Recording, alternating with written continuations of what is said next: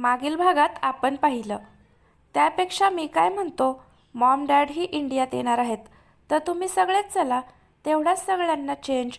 बरोबर ना कार्तिक? दिनेशने सजेस्ट केलं. Absolutely right. या सगळ्यांना एका ब्रेकची गरज आहे. दक्ष, खास करून दीक्षाला. कार्तिक सूचकपणे म्हणाला तशी दक्षने मान डोलावली. आता पुढे. दक्ष, मी ऑफिसला जातोय. जरा इकडच्या कामांवर नजर फिरवतो. कार्तिकनी तू थोड्या वेळात या, दिनेश म्हणाला. हो दादा, येतो, दक्ष म्हणाला. सगळ्यांचा निरोप घेऊन दिनेश ऑफिसला जायला निघाला. दक्षनी कार्तिकही त्याच्यासोबत बाहेर आले. दिनेश गेला तसा कार्तिक दक्षकडे वळला. दक्ष, दीक्षा कशी आहे? Not good. दक्ष, मला वाटतं आपण आपल्या कामाला लागलं पाहिजे. तू दिल्लीला जाऊन येईपर्यंत मी सुरुवात करतो. आता हे काम काही करून फत्ते केलं पाहिजे. बरोबर बोललास तू. मला आता या प्रेशरमध्ये जगणं खरंच असह्य होतंय. या गोष्टींचा निकाल लावल्याशिवाय माझ्या मनाला चैन पडणार नाही. करूया आपण सगळं. डोंट वरी. कार्तिक, मी काय म्हणतो, अनायासे दिनेश आलाय आणि निवेदिता दीदीही इथेच आहे, तर मी एकदा दादाशी बोलून घेतो. त्यांनी त्यांच्या नात्याला एक चान्स द्यायला हवा. त्याचे मॉम डॅड इंडियात परत येत आहेत तर पुढचं पाहता येईल. पण ते तयार होतील का? व्हायलाच हवेत. असं किती दिवस चालणार ना? मधल्यामध्ये या दोघांची गळचेपी होतीये. हो ना. बरं, मी ऑफिसला जायला निघतो.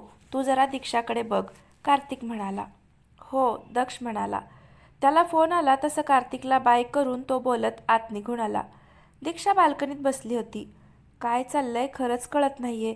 कोण कुठला तो नितीन अचानक माझ्या आयुष्यात येतो काय? मी मूर्खासारखी मागचा पुढचा विचार न करता त्याच्या प्रेमात पडते काय आणि या ट्रॅपमध्ये फसते काय? आणि सगळ्यात अजब गोष्ट तर ही आहे की जो माणूस कसल्याशा बदल्यापायी नितीनला पुढे करून मला या सगळ्यात अडकवतो, तोच त्या सगळ्यातून बाहेरही काढतो. अजून काय काय होणं बाकी आहे बाप्पाच जाणे. पण एक मात्र खरं आहे, नितीनच्या चॅप्टरचा दी एंड झालाय. त्यामुळं लवकरात लवकर मलाही पुढचा विचार करायला लागणार आहे. हा सगळा गुंता वाढण्याआधीच सोडवला पाहिजे. दीक्षा, असं खचून चालणार नाही. अजून चॅलेंजेस बाकी आहेत. विसरू नकोस, तू दक्षचं आव्हान स्वीकारलेस. त्यामुळे आता मागे हटायचं नाही. त्याला दाखवून दे तू काय करू शकतेस. दीक्षानं मनाशी पक्का निश्चय केला आणि उठून आत आली. ती आली त्याच वेळेस दक्षही रूममध्ये आला. दक्ष, दक्ष, मीही ऑफिसला येते उद्यापासून, दीक्षा म्हणाली. अगं पण, मी विचारलं नाहीये, सांगतेय तुला, दीक्षा त्याच्याकडे पाहत म्हणाली. ओके, ॲज यू विश, दक्ष म्हणाला. त्यालाही तिचं म्हणणं पटलं होतं. ती जितक्या लवकर रुटीन सुरू करेल तितक्या लवकर या सगळ्यातून बाहेर पडू शकणार होती. दक्ष, दीक्षानं हाक मारली. बोल. असं समजू नकोस की नितीनच्या मॅटरमध्ये तू मला मदत केलीस म्हणून मी मागचं सगळं विसरून जाईन. मी काहीही विसरले नाहीये. ना तुझं चॅलेंज ना माझं ध्येय. एक चॅप्टर संपलाय. आता नव्या चॅप्टरसाठी सज्ज हो. दीक्षा त्याच्यावर नजर रोखत म्हणाली, पण तो आज शांतच होता. ती बाहेर निघून गेली. मला माहिती आहे दीक्षा, मी जे काही वागलोय तुझ्यासोबत ते असं सहजासहजी विसरणं शक्य नाही आहे. ती गोष्ट, ते प्रश्न मलाही त्रास देत आहेत. मलाही जाणून घ्यायचंच आहे सत्य काय आहे ते. कोण चूक कोण बरोबर तेही कळेलच. पण एक आहे, माझं मन खरंच मानत नाही आहे की तू असं काही केलं असशील. तू वेगळी आहेस दीक्षा, खूप वेगळी. आणि कदाचित हे तुझं वेगळेपणच मला तुझ्याकडे खेचतंय. गेले काही दिवस ठरवूनही मी तुझा दुस्वास करू शकत नाही आहे. सारखं स्वतःला समजावतोय. तुझ्यापासून लांब राहायचं पण शक्य होत नाही आहे. का दीक्षा? प्रेमात पडलोय का मी तुझ्या? नाही. तसं असेल तर मला काळजीपूर्वक वागावं लागणार आहे. नाही दक्ष, तू असं नाही करू शकत. सत्य समोर यायलाच हवं आता. दक्ष विचारांच्या गर्तेत अडकला होता. दुसऱ्या दिवसापर्यंत सगळेच जण ऑलमोस्ट नॉर्मल झाले होते. तसंही जे झालं त्यावर चर्चा करून किंवा रडत बसून काहीही फायदा होणार नव्हता. दीक्षा रात्री उशिरा झोपली होती, त्यामुळे तिला सकाळी उठायला जरासा उशीरच झाला होता. ती आंघोळ वगैरे आवरून आली तेव्हा दक्ष त्याचं आवरत होता. ती त्याच्या आसपास धावाधाव करत होती. एवढीच धावपळ होतीये तर लवकर उठावं माणसानं, दक्षने टोमणा मारला. कळतायत हा टोमणे. मी काय तुझ्यासारखं अलार्म क्लॉक नाही आहे 5च्या ठोक्याला उठून नाचायला. बाजूला हो, मला आवरायचं आहे. दीक्षा त्याला ढकलत म्हणाली. आधी मी इकडे आलोय. मी आधी आवरणार. दक्षनेही तिला ढकललं. दक्ष, ती ओरडली. दीक्षा, तोही ओरडला आणि आरशात स्वतःला निरखायला लागला. दीक्षा त्याचे नखरे पाहत बसली होती. अचानक तिच्या डोक्यात काहीतरी आलं. दक्ष, तुला सगळ्यात जास्त राग कशाचा येतो रे? दीक्षाने विचारलं तसं दक्षने संशयानं तिच्याकडे पाहिलं. असा पाहू नकोस बेडकासारखा, पडतील ते डोळे बाहेर एक दिवस. दीक्षा नाक मुरडत म्हणाली. सांग ना रे दक्ष. दीक्षाचा लाडीक आवाज ऐकून दक्षच्या डोक्यात सायरन वाजायला लागला. तुझ्या डोक्यात काय सुरू आहे दीक्षा? दक्ष तिच्याकडे एकटक पाहत होता. हे असं असतं तुझं, सरळ काही बोलायची सोय नाही तुझ्याशी. खेकडा कुठला, वाकडाचा अर्थ घेतोस नेहमी. दीक्षा फणकारून जायला निघाली तसं दक्षने पटकन तिला जवळ ओढलं. ओके, विचार. चल, काय विचारत होतीस? दक्ष म्हणाला. काही नको. दीक्षानं तोंड वेंगाडलं. बायको. दक्षने तिचे गाल ओढले. विचार चल. तर मला सांग, तुला सगळ्यात जास्त राग कसला येतो? म्हणजे बघा, जर मी तुझा ब्लेझर खराब केला तर तुला राग येईल? दीक्षाने अगदी प्रेमाने विचारलं. माझ्याकडे एवढे ब्लेझर्स आहेत, मी दुसरा घालेन. गुड. मग जर मी तुझा टाय असा घेतला आणि कापून टाकला तर? दीक्षानं ड्रेसिंग टेबलवरची कात्री घेतली आणि त्याचा टाय कापून टाकला. तरीही मला राग नाही येणार, कारण माझ्याकडे टायही खूप आहेत. दक्ष शांतपणे म्हणाला. ओ, मग जर मी तुझे केस विस्कटले तर? दीक्षा त्याच्या केसांकडे हात नेत म्हणाली. नो अजिबात नाही. केसांना हात लावायचा नाही, माझं डोकं सटकतं. लांब हात, लांब. दक्ष तिच्या हातावर फटका मारत म्हणाला. मी फक्त विचारलं रे, मी थोडी ना लगेच तुझे केस हे असे विस्कटणार आहे. असं म्हणत दीक्षानं त्याचे सेट केलेले केस विस्कटले आणि ती हसायला लागली. दिशू यार, शिट, काय केलं हे? किती मेहनतीनं मी सेट केलेले केस. दक्ष चिडला. आता बस आवरत, मी चालले. दीक्षा त्याला वेडावून दाखवत पर्स घेऊन बाहेर पळून गेली. दीक्षा, इसका बदला लिया जाएगा. दक्ष मागून ओरडला. वाट बघ. दीक्षा दारापाशी येऊन त्याला वाकुल्या दाखवून गेली आणि दक्ष चरफडत कंगवा घेऊन केस सेट करायला लागला. दीक्षा हसतच गाडीत बसली आणि तिनं गाडी स्टार्ट केली. घरापासून थोडंसंच अंतर गेली असेल की सिग्नलला ट्रॅफिक जाम होतं. तिनं वैतागत गाडी बंद केली आणि शांतपणे गाणी ऐकत बसून राहिली. सहजच तिचं बाजूच्या गाडीकडे लक्ष गेलं आणि ती चमकली. ती परत आज तिला दिसली होती, पण आज ती एकटी नव्हती. सोबत कोणीतरी तरुणही होता. आता मात्र दीक्षाला राहावत नव्हतं. सिग्नल सुटला आणि तिची गाडी पुढे निघून गेली. दीक्षानेही तिच्या मागे गाडी पळवली. बराच वेळ दीक्षा तिला फॉलो करत होती. एके ठिकाणी तिची गाडी थांबली तशी दीक्षानेही काही अंतरावर गाडी थांबवली. ती मुलगी त्या तरुणासोबत खाली उतरली आणि दोघे बोलत उभे राहिले. दीक्षा ही गाडी पार्क करून हळूच खाली उतरली आणि त्यांना दिसणार नाही अशी एका कोपऱ्यात उभी राहिली. ती त्या दिवशी मॉलमध्ये पण होती भाई, मी पाहिलं तिला, ती त्याला सांगत होती. आय डोंट अंडरस्टँड, तू का टेन्शन घेते एवढं? मी तुला आधीच सांगितलंय, मी तिचा ऑलरेडी बंदोबस्त केला आहे. ती आपलं काहीही बिघडवू शकत नाही, तो म्हणाला. पण तिला खरं काय ते कळलं तर? तिनं विचारलं. कसं कळेल खरं? कोण सांगणार? तू, त्यानं विचारलं. भाई, ती चिडली. हे बघ, तू लवकरात लवकर इकडून बाहेर पडायचं बघ. मी ऑलरेडी तुझं लंडनचं तिकीट बुक केलं आहे. Just get away from this mess, तो तिला दरडावत म्हणाला. हो भाई. तिनं त्याला बाय केलं आणि ती तिकडून गाडीत बसून निघाली. दीक्षाने त्यांचं सगळं बोलणं ऐकलं होतं. काय चाललंय हे सगळं? ही नक्की काहीतरी मोठा गेम खेळतीये माझ्यासोबत. दिवीला एकतर या दोघांनी मिळून गायब तरी केलंय किंवा अजून काहीतरी आहे जे माझ्यापासून लपवतायत. पण मी दीक्षा आहे. एकदा हिच्यावर विश्वास ठेवून मी घोडचूक केली आहे, आता परत नाही.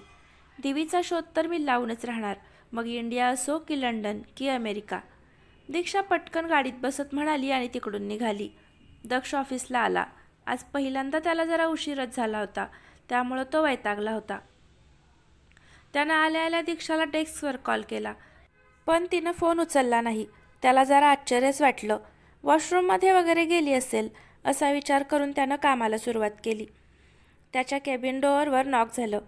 कम इन, दक्ष म्हणाला तसा कार्तिक आत आला. हे कार्तिक, बरं झालं आलास. लॉन्चच्या डेट्स फायनल करायच्यात. या नितीनच्या नादात बराच वेळ वाया गेलाय. वी हॅव टू फोकस नाव, दक्ष म्हणाला. Yes I know. दीक्षा आली की मी बोलून घेतो तिच्याशी, कार्तिक म्हणाला. दीक्षा आली की म्हणजे? दक्षने विचारलं. अरे म्हणजे ती ऑफिसला आली की. मी तेच विचारणार होतो तिला, ती आज लेट येते का? कार्तिक म्हणाला तसा दक्ष चमकला. ती आली नाही अजून ऑफिसला? नाही. कसं शक्य आहे हे? ती तर माझ्या आधीच निघाली घरातून, दक्ष म्हणाला. रिअली? मग एव्हाना पोचायला हवी, कार्तिक म्हणाला तसं दक्षला जरासं टेन्शन आलं. त्यानं लगेच फोन काढून तिचा नंबर डायल केला. बराच वेळ रिंग जात होती. शी, फोन का घेत नाहीये ही, दक्ष म्हणाला. ड्राईव्ह करत असेल मे बी, कार्तिक म्हणाला. मे बी, दक्ष म्हणाला, पण तो अस्वस्थ झाला होता हे कार्तिकच्या नजरेतून सुटलं नव्हतं. दक्षचा फोन वाजला. दीक्षाचा फोन होता. दक्षने पहिल्या रिंगमध्येच फोन उचलला. दीक्षा, कुणीकडे आहेस? पोचतेय 5 मिनिटात, दीक्षाने सांगितलं आणि फोन कट केला. दक्षने खोल श्वास घेतला. दक्ष, कार्तिकने आवाज दिला. बोला. एक विचारू का? काय? नाही म्हणजे गेले काही दिवस पाहतोय मी, तू जरा जास्तच काळजी करतोयस दीक्षाची. काही खास कारण आहे का? कार्तिकने त्याच्यावर नजर रोखली. काहीही कार्तिक. सी, हे सगळं नितीनचं मॅटर सुरू होतं ना, हे सगळं त्याला दाखवणं गरजेचं होतं. रिअली? दीक्षाचं मला माहीत नाही दक्ष, पण तू जे वागत होतास त्यात मला कुठेही दिखावा जाणवला नाही. असं वाटत होतं तू जेन्युअनली तिची काळजी करतोयस, कार्तिक त्याच्याकडे संशयाने पाहत म्हणाला. आत्ताचंच बघ ना, हेच जर आधी कधी दीक्षा लेट झाली असती तर तू तांडव केला असतास, आणि आज मात्र तू पॅनिक होतोयस. चक्कर क्या है बॉस? तिच्याशी का लग्न केलंयस हे विसरलास का? मी काहीही विसरलो नाही आहे कार्तिक, दक्ष जरा वैतागत म्हणाला. तेवढ्यात दीक्षा धावपळ करत पोहोचलीच आत. सॉरी, ते मी, दीक्षा धापा टाकत होती.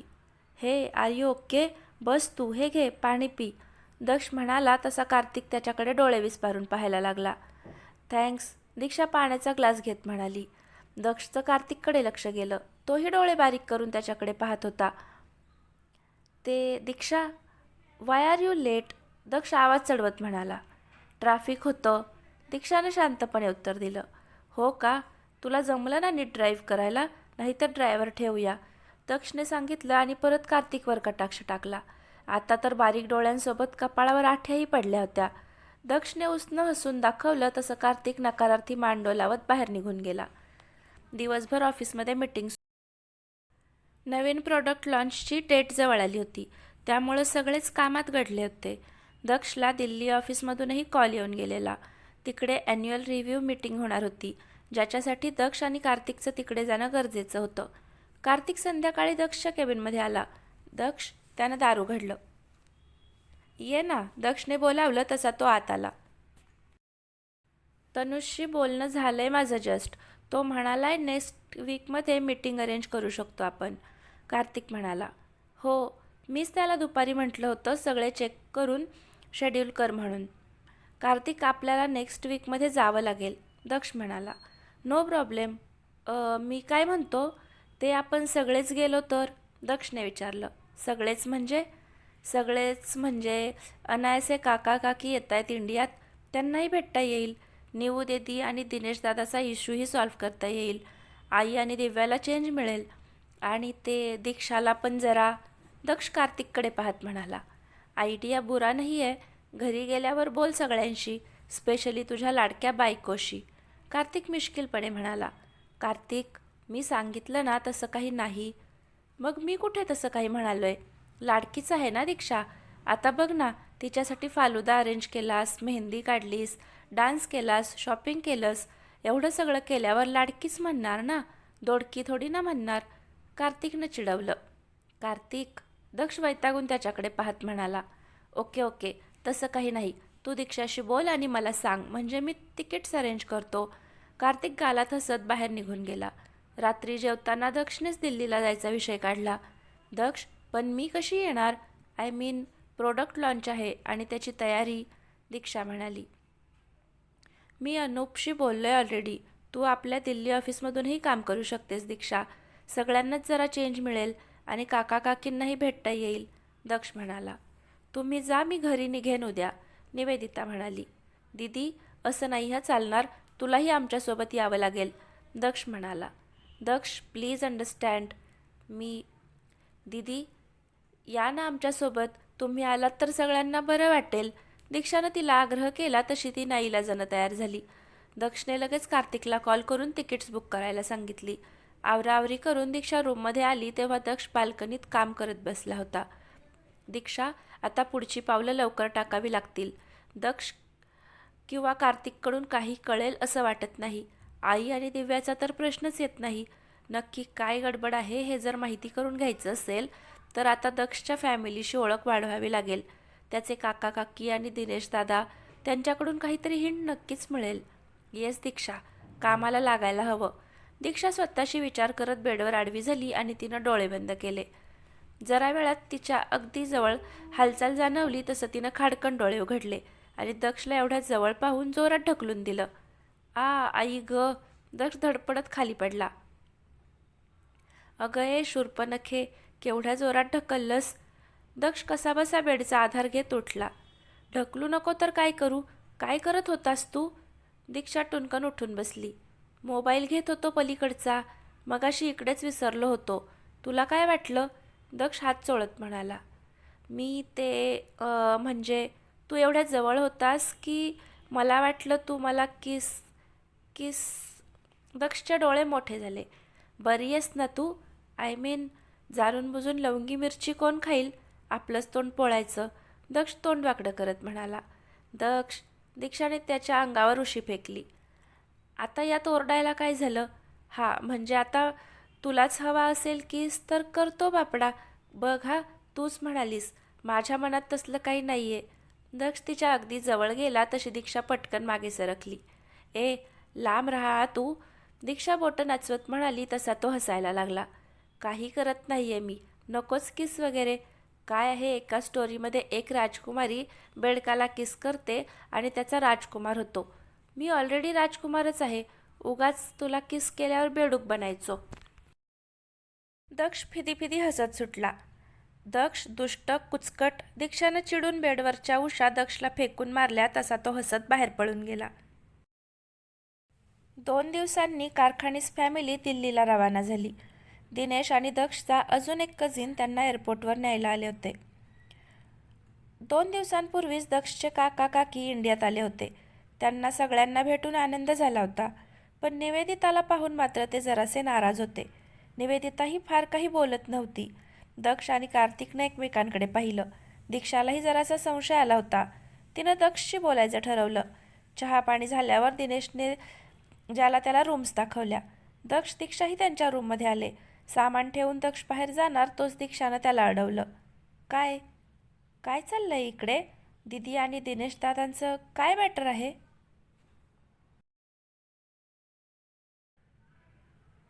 दीक्षाने त्याच्यावर नजर रोखली.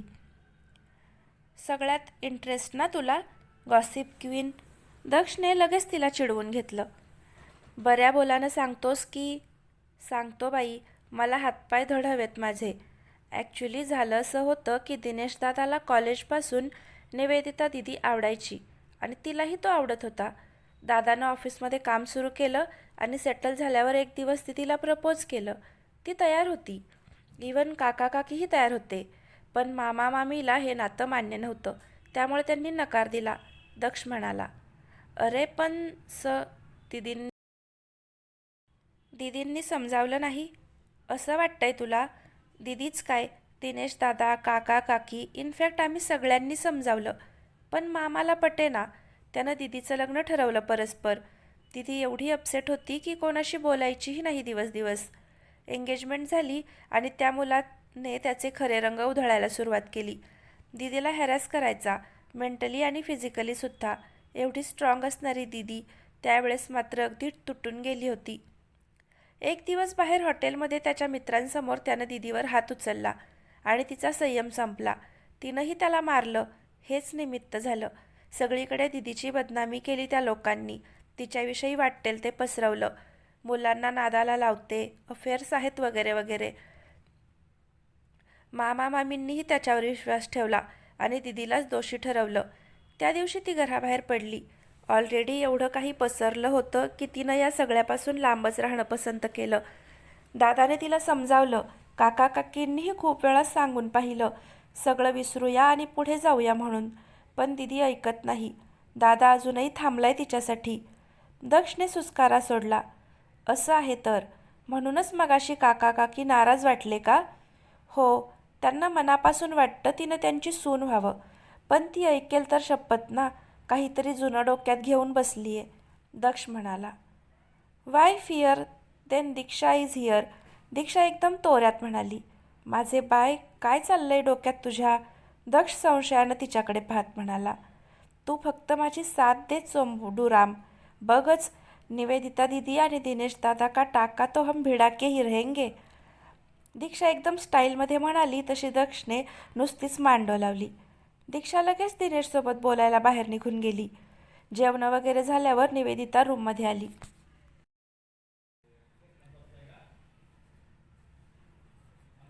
तिच्या पाठोपाठ दिनेशही आत आला आणि त्यानं दरवाजा बंद केला.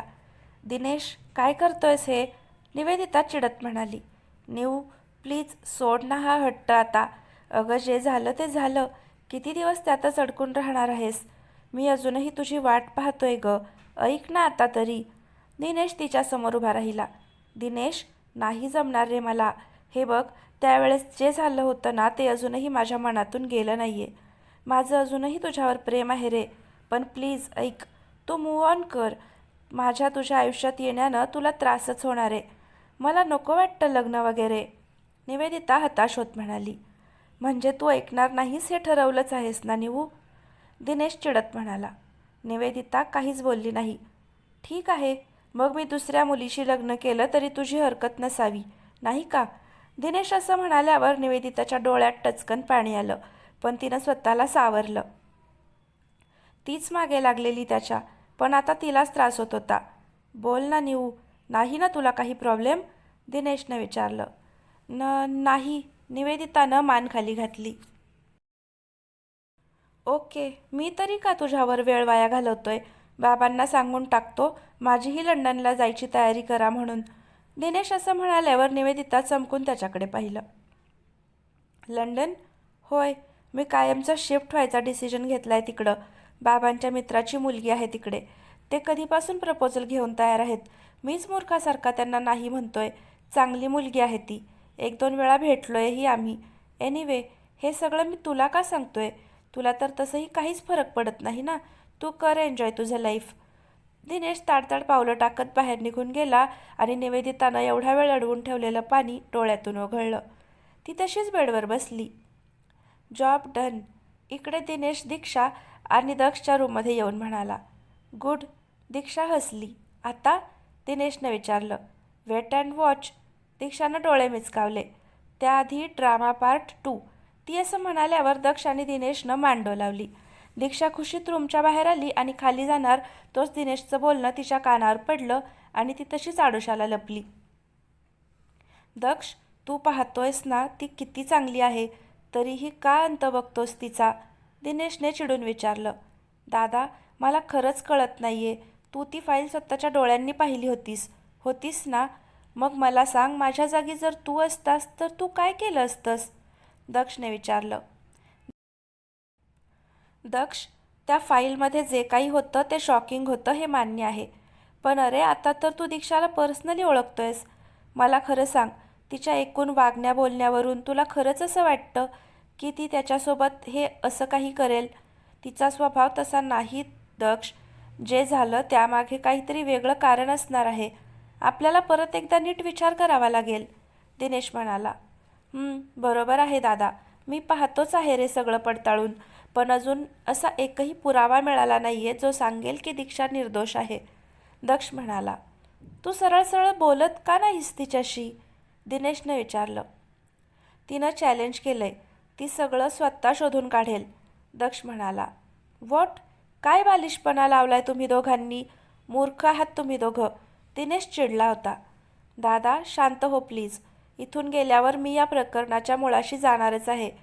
आता सध्या तुझा आणि न्यू दिदीचा प्रॉब्लेम सॉल्व्ह करूया, दक्ष म्हणाला. दक्ष, दीक्षा चांगली मुलगी आहे. या प्रकरणाचा लवकर काय तो सोक्षमोक्ष लाव, दिनेश म्हणाला. दक्ष शून्यात पाहत म्हणाला. दिनेश त्याच्या खांद्यावर थोपटून बाहेर निघून गेला. तो गेल्यावर दीक्षा बाहेर आली. कुठल्या फाईलबद्दल बोलत होते हे? कसले पुरावे? नक्कीच त्या फाईलमध्ये माझ्याविरुद्ध काहीतरी असणार. त्यामुळेच दक्षचा गैरसमज झाला असेल का? पण माझ्याशी कुणाचं काय वैर आहे की हे असं? काहीही झालं तरी परत गेल्यावर ती फाईल मिळवायला लागणार. ती हातात आल्याशिवाय खरं काय ते कळणार नाही. दीक्षा मनाशी विचार करत खाली निघून गेली. रात्री सगळे गप्पा मारत बसले होते. निवेदिताही त्यांच्यासोबत बसली होती, पण नुसतीच फिजिकली.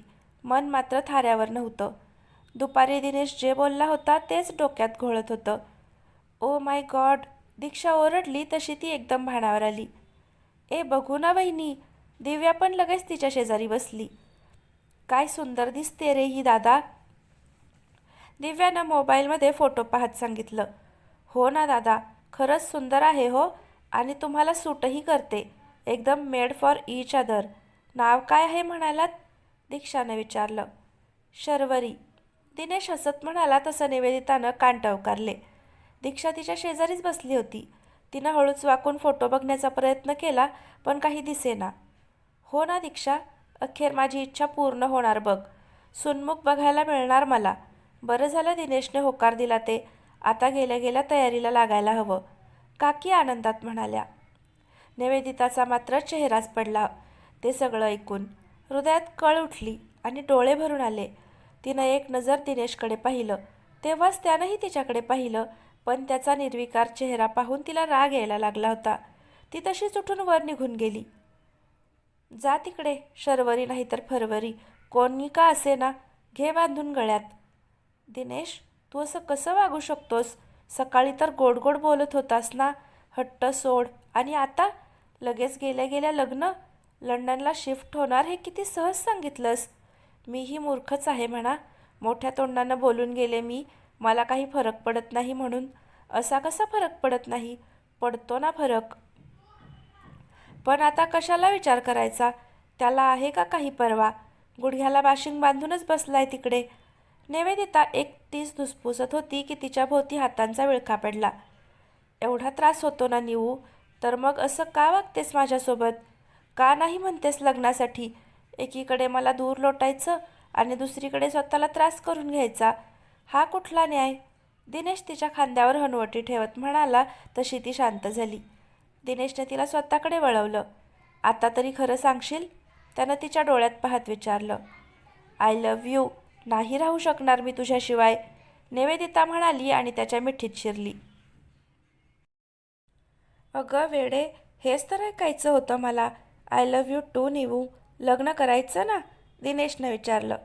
निवेदितानं मान डोलावली. ओय होय होय, दारातून आवाज आला तसे दोघे दचकले. सगळे हसत आत आले. क्या बोली थी मैं दादा, ही आयडिया काम करणारच, दीक्षा नसलेली कॉलर उडवत म्हणाली. भाई वा, डोकं आहे तर तुला, दक्ष मिश्किलपणे म्हणाला. तसं तिनं खुन्नस देऊन त्याच्याकडे पाहिलं. थोडं डोकं आणि थोडं. मग म्हटलं ट्राय करायला काय हरकत आहे. अँड इट्स वर्क, दीक्षा त्याला वेडावून दाखवत म्हणाली. काही का असे ना, अखेर गंगेत घोडं न्हालं ते महत्त्वाचं, दिनेशचे बाबा हसत म्हणाले. लगेच अनुराधांनी त्यांच्या भावाला न वहिनीला फोन लावला. त्यांनीही जास्त आढेवेढे घेतले नाहीत. सत्य काय होतं हे त्यांनाही कळलं होतं, आणि आपल्या मुलीची काहीही चूक नव्हती हेही त्यांनी मान्य केलं होतं. दिनेशचे आईबाबा असेपर्यंत एंगेजमेंट आणि लग्न करायचं असं सर्वानुमते ठरलं, आणि सगळेच खुशीत आईस्क्रीम खायला बाहेर पडले. दक्ष, दीक्षा, दिव्या आणि कार्तिक एका गाडीत बसले होते. दीक्षा आणि दिव्याची बडबड सुरू होती. दादा, तुझ्या लग्नात मला तर काहीच मज्जा नाही करता आली, पण दिनेश दादाच्या लग्नात मी मिरवणार आहे हा. मला नऊवारी साडी हवी, दिव्याचं सुरू झालं. तुला हवं ते घे ग सोने, फक्त जरा शांत राहा आता, दक्ष वैतागत म्हणाला. कार्तिकही त्यांची चिवचिव ऐकून पकला होता. कधी एकदा आईस्क्रीम पार्लर येतंय असं दोघांना झालं होतं. अखेर एकदाचं आलंच. तशी दिव्या पटकन उतरून पळाली. कार्तिकही उतरला. बायको जरा थांब, दक्ष म्हणाला. तशी दीक्षा तिकडेच थांबली. कार्तिक काय ते समजून पुढे निघून गेला. बोला, दीक्षा हाताची घडी घालत म्हणाली. ते थँक्यू. दक्ष घसा खाकरत म्हणाला. काय ऐकू आलं नाही. दीक्षा ओरडत म्हणाली. थँक्यू. दक्ष जरा स्पष्ट म्हणाला. ओ माय माय, चक्क मिस्टर डी मला थँक्यू म्हणतात. आजचा दिवस तर इतिहासात सुवर्ण अक्षरांनी लिहायला हवा. दीक्षा हसायला लागली.